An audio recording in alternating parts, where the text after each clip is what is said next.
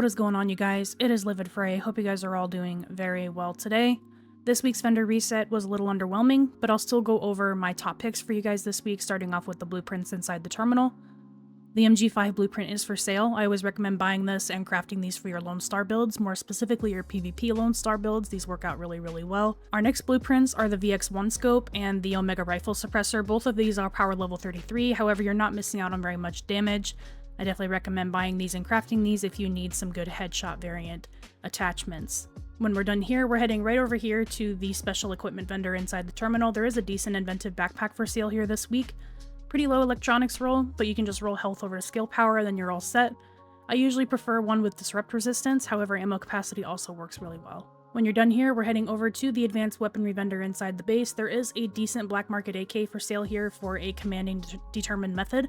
You can just roll prepared over to determined and then you're all set. Competent is a really good option to have. We also have an extended magazine here with 119.5 mag size. This isn't going to change your magazine size. We also have critical hit chance and damage maxed out on this magazine, so this is a really good option for Predator's Mark.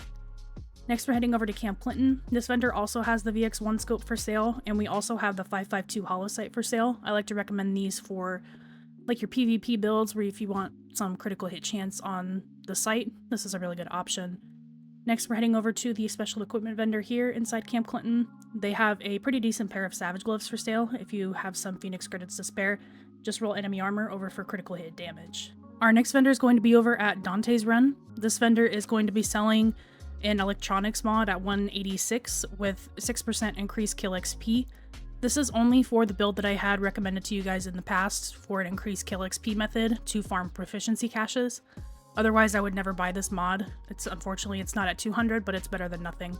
Our next vendor is at the Last Call Safe House. This vendor has another extended magazine with reload speed and rate of fire listed here.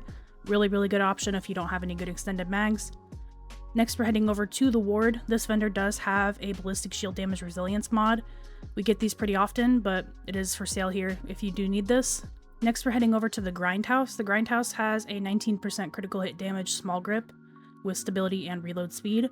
These work out pretty well with your Deadeye marksman rifles, or if you need something for your SMG. Next, we're heading up to DZ Park Avenue. There's a really good MG5 here for a PvP build with Fierce on the bottom and Deadly on the top. You can just roll Vicious on the top if you'd like, or Unforgiving, whatever you think would work best here.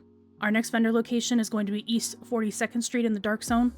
This vendor is selling another small grip with stability and accuracy. Very similar to the other one, very minor difference. I would probably buy the other one, but I am wanting to give you guys both of these options. They are both really good picks.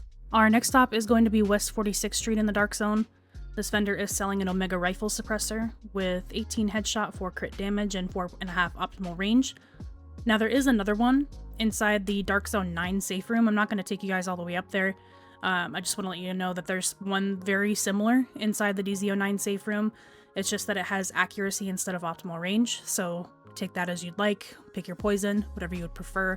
Both of them are really good options, but they do cost Dark Zone credits, so it's fully up to your discretion.